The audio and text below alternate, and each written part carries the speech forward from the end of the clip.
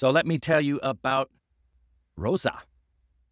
Rosa, she worked in product development, smart, creative, but she had a little problem. People kept ignoring her suggestions in meetings, not because her ideas were bad, they were great, but the way she presented them, too timid, too roundabout. So what we did was we worked on 3 simple sentence structures, just 3. I'm going to give you 5 today. And the next month, she presented a new product idea. She said, what if we positioned this as a green alternative? And the whole team sat up. They listened, and the idea finally got approved. So what changed? Let's talk about it. We're going to break down 5 persuasive English structures, tools that you can actually build on. They're not phrases, they're frameworks for shaping your ideas so that they get you noticed, remembered, and approved. Why does it matter? Because in professional settings, it's not always the best idea that wins. It's the idea that's communicated most clearly and confidently.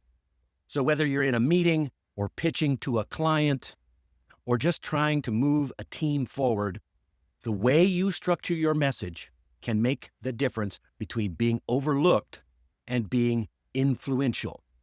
So if you've ever shared a great idea and watched it fall flat, or worse, heard someone else say your idea, but in a different way later, this is for you, because you don't want them to get all the credit, right?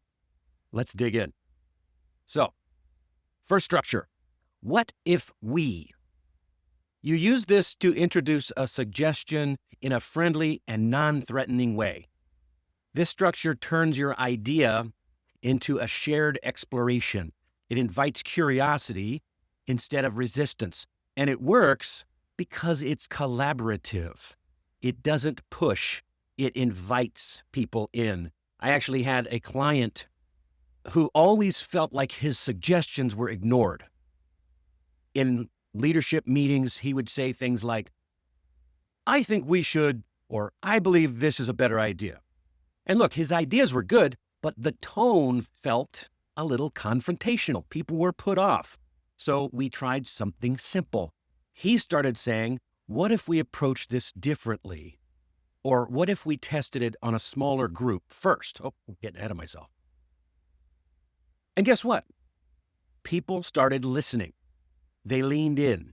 It felt like a team conversation, not a personal opinion. And that's the power of what if we. So it frames your idea like a door that you're opening together, not a wall that you're trying to push through. So if you want to be persuasive without sounding pushy, keep this one in your toolbox. Here's a couple of examples that I didn't say before. What if we hosted a live Q&A after each webinar? Or what if we tested the product on a smaller focus group first? Kind of like what Marcus there said. All right, our next structure is the real question is. This is a great tool for guiding focus and cutting through the noise. You know, meetings can get sometimes a little chaotic. People get tangled up in the small details, and you can almost see the meeting and conversation spiraling out of control. That's where this structure shines. I once worked with a marketing team that kept debating silly things like fonts and colors for a new campaign. Endless back and forth.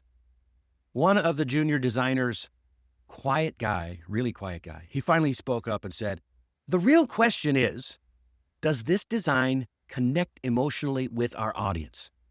Boom, silence, and then nods.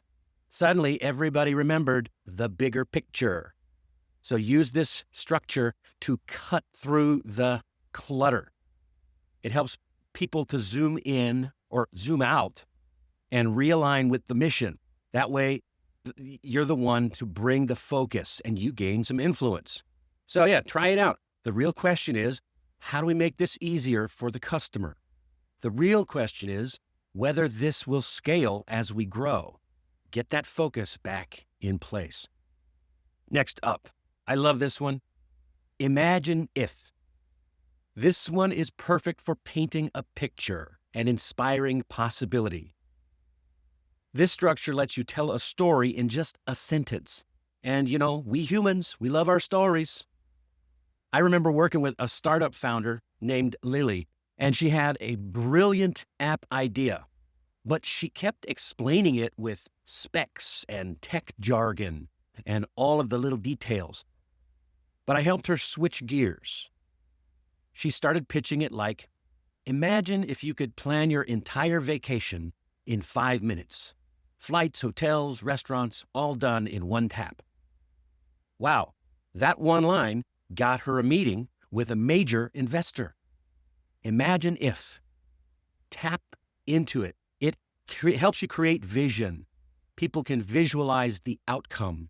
And when they can see it, they start to want it. That's persuasion. Imagine, try this. Imagine if our onboarding process only took 60 seconds. Imagine if every customer got a reply in 5 minutes. Imagine if. It's great stuff. Oh, I didn't tell the story. I forgot to show the stuff. Yes, build a desire. When they want it, they'll get after it. All right, structure number 4. Here's the thing. You want to use this one to make your point clear and direct. Sometimes you just got to say it. So this structure helps you do that without sounding rude.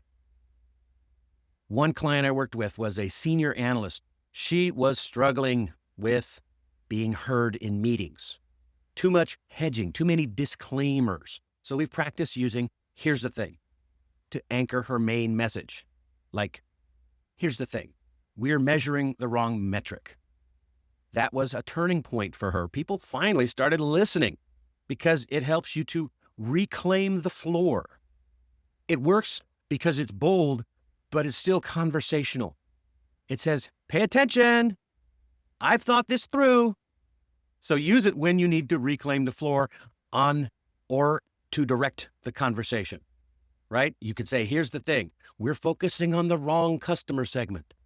Here's the thing. This strategy isn't sustainable long-term. See how strong that is? You'll try that. Go ahead, try that. It's going to change the world for you. Okay, structure number 5. If we do X, then Y will happen. This one, I love this. This one is a strategy hammer because it's logical. It looks forward. It's highly persuasive in decision-making rooms. I had a project manager named Elaine who used this to perfection. In budget meetings, rather than arguing for more money, she'd say, if we hire one more developer, we can launch 3 weeks earlier and start billing clients sooner. Oh, suddenly that reframed the conversation. Instead of talking about costs, they started talking about return. That means profit, money in your pocket. This structure helps your audience to connect the dots. You're not just making a request, you're showing the consequence, the impact, the benefit, and that makes you sound like a leader. So for example, you might say, if we launch before the holidays, we'll capture early demand. If we invest in training now, we'll reduce mistakes later, right? You seeing the pattern? It really does work. It helps you to persuade very well. All right, so let's wrap this up. This is your cheat code for persuasion. Frame it simply, make it visual, and let the structure do the heavy lifting. Which of these 5 structures do you think you will use the most at work? Or which one do you plan to try this week? Drop it in the comments. I'd love to hear about it. And your challenge for this episode, pick one structure from today's episode, just one. Try using it in your next meeting or email and see how it changes the way people respond to you. And if that challenge got you thinking, be sure to hit the like button and subscribe and share this with somebody who wants to learn or improve their communication skills or their English. And if you want more structures like this, the full blog post is linked in the description. Head on over, to All About English Mastery. And while you're there, don't forget to sign up for our free newsletter. We send out new tips, mini lessons, and even more every week, all designed to help you sound smarter and more confident in English.